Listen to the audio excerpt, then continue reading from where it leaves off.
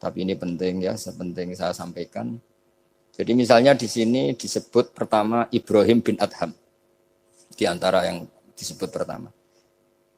Terus yang diceritakan di sini adalah makalah ketika santrinya disuruh, saya belikan daging, terus dikasih uang, ternyata tidak cukup. Kalau nggak cukup, ya sudah murahkan saja. Ternyata dimurahkan artinya nggak usah beli.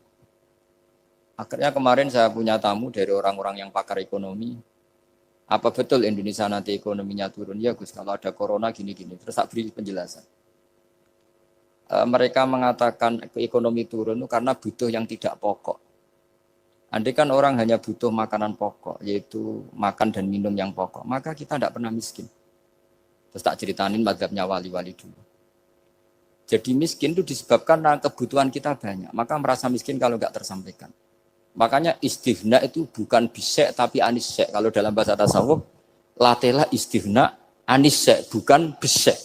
Kalau kamu merasa cukup dengan terpenuhinya kebutuhan itu, maka kamu akan nyari-nyari barang itu.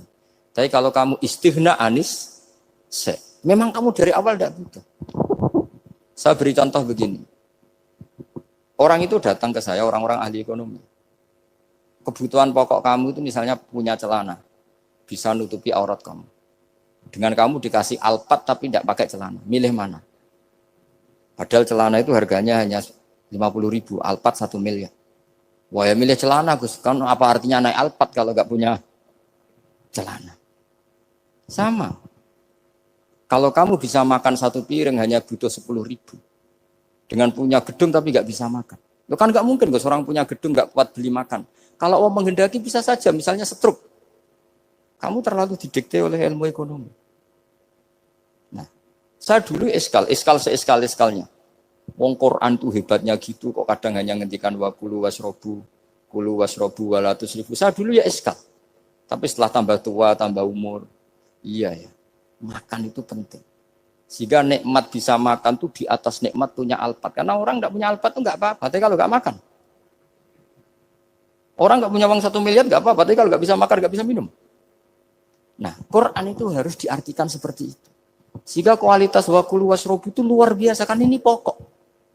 Tapi karena kita didikte oleh adat, seakan-akan kulu wasrobu itu biasa.